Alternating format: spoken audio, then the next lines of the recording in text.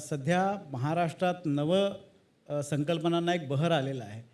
सध्याच्या राजकीय घडामोडी पाहिल्या तर लोकांचा भ्रमनिरास झाला आहे. लोक असं म्हणत आहेत की नवीन विजन जे महाराष्ट्राचं देणं गरजेचं आहे, राजकीय नेतृत्वाकडनं येणं गरजेचं आहे, ते येत नाही. कारण पॉलिटिकल पार्टीज या स्वतःच्याच इक्वेशन्समध्ये, समीकरणांमध्ये व्यग्र आहेत. अशा वेळेला तुम्हाला किती हे आव्हानात्मक वाटतं आणि महाराष्ट्रातल्या जनतेला कॉन्फिडन्स देण्यासाठी तुम्ही काय विजन तुमच्या पक्षातर्फे पुढे घेऊन जाणार आहात? बघा, आज कुठलाही एक पक्ष असा म्हणू शकत नाही की मी महाराष्ट्रासाठी वेगळा विजन देणार, कारण आम्ही महायुतीमध्ये आहोत.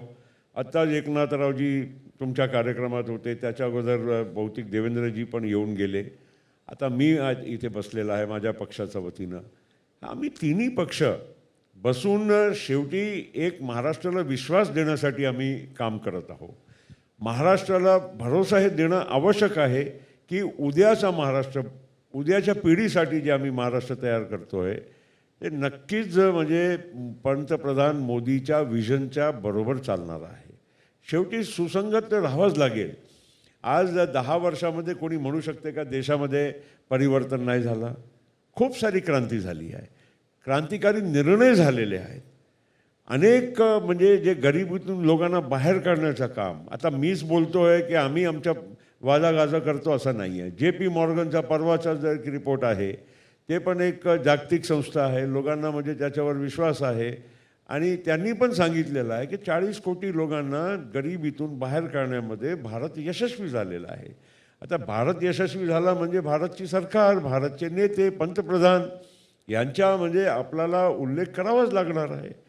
आणि ज्या पद्धतीनं त्यांचं काम आहे त्यांच्या सुसंगत आम्हाला महाराष्ट्रामध्ये तिन्ही पक्षांनी एक महायुतीमध्ये तो विजन लोकांना द्यावाही लागेल आणि त्याला पूर्ण करून दाखवावं लागेल.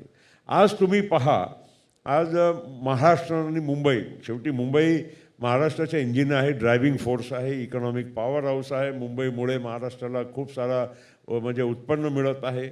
मुंबईची या चेहरा मोहरा बदलणार आहेतच. आता कोस्टल रोड बनलेला आहे जवळपास, MTHL ट्रान्स हार्बर लिंक बनला, नवी मुंबई एअरपोर्ट बनणार आहे, मेट्रो आहे, अनेक म्हणजे. आणि हे मुंबई पुरतंच नाही आहे. आम्ही विदर्भातले आहोत, नागपूरमध्ये, नागपूरचा चेहरा बदललेला आहे, आता पुण्यात आहे, बाकीच्या ठिकाणी सगळीकडे आज एक विकासाचा जाळा महाराष्ट्रामध्ये आपल्याला बघायला मिळत आहे. आणि नक्कीच एक महाराष्ट्रामध्ये तुम्ही आज बेंगलोरला आपण म्हणतो ना की Bangalore is the IT capital of the country. मी तुम्हाला दाव्याने सांगू शकतो की पुण्यामध्ये IT जितका आहे बेंगलोरपेक्षा जास्त आहे. आणि तरी देखील आपण बेंगलोर असं म्हणतो. ठीक आहे, बेंगलोर हे आपला भारताचा एक मोठा एक केंद्रस्थान आहे, त्यालाही म्हणजे विकासाची गरज आहे. तिथे झालं तर भारताचाच विकास होतो. पण त्याचबरोबर जर आपण महाराष्ट्राची चर्चा करतो तर आज पुणेमध्ये शिक्षणाच्या, मी तर म्हणतो की देशाच्या एज्युकेशन हबसारखा पुणे झालेला आहे. कितीतरी म्हणजे एज्युकेशनल इन्स्टिट्यूशन अख्खा भारतातले, बाहेरून परदेशातले मुली आपल्याकडे शिकायला येत आहेत. तर हे सगळं म्हणजे विकासाची कुठेतरी वाटचाल असल्याशिवाय काही होत नाही. आज मुंबईमध्ये आपल्याला वाटते की काही बाहेर गेला, इकडे गेला, तिकडे गेला, असा प्रचार अपप्रचार होतो आहे.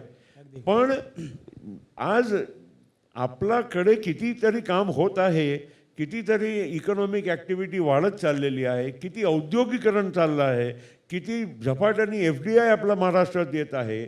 आता आपण म्हणजे फक्त एका प्रकल्प इकडे गेला की तिकडे गेला त्याचाच उल्लेख करतो. अरे पण गेला पण शेवटी भारतामध्येच जाणार आहे. आज म्हणजे काय उद्या तामिळनाडूला विकासाची गरज नाही का? वेस्ट बेंगालला गरज नाही आहे का? ह्या सगळ्या म्हणजे आपण काय आहे, राजकारणाचा स्तर इतकं लहान आणि छोटा करून टाकलेला आहे की आपला डिस्कोर्स, पॉलिटिकल डिस्कोर्स म्हणजे हे नाही झालं मग या म्हणजे अमुकानी म्हणजे दुर्लक्ष केलं, अमुकानी असं केलं. आपला डिस्कोर्स, पॉलिटिकल जे आपली विचारसरणी आहे, जे आपली चर्चा आहे ती इतकी लहान आपण करून ठेवलेली आहे. अधिक प्रगल्भ करण्याची गरज आहे. धन्यवाद प्रफुल्ल पटेलजी, आपण आपला वेळ दिलात आणि आपले विजन, आपल्या पक्षाची भूमिका या ठिकाणी मांडलीत त्याबद्दल धन्यवाद.